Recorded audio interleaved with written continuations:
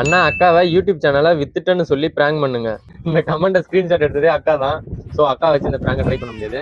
நான் அம்மா வச்சு இந்த பிராங்கை ட்ரை பண்றேன். ஹாய் ஃப்ரெண்ட்ஸ், இன்னைக்கு என்னன்னா ஒரு முக்கியமான வீடியோ தான்.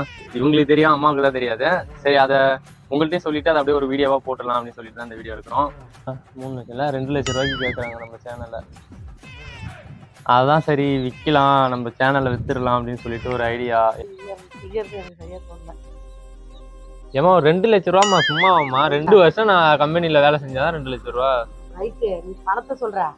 நானும் உனக்கு மக்கள் வந்து உன் மேல நிறைய நம்பிக்கை வச்சு அபிப்பிராயம் வச்சு உன் சேனலை பாக்குறாங்க. ஒரு மக்கள் உன் மேல வச்சுக்க நம்பிக்கை தான் பேசணும், தவிர பணத்தை பேசணும்.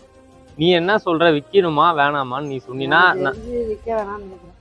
நம்மளே அதை இவ்வளவு கஷ்டப்பட்டு கொண்டுட்டு வந்துட்டோம், கொண்டு வந்துட்டு விற்கலாமா? சரிங்க, எங்க அம்மா வந்து சேனலை விற்க வேணாம்னு சொல்றாங்க. சரி, ஓகே, பாய்.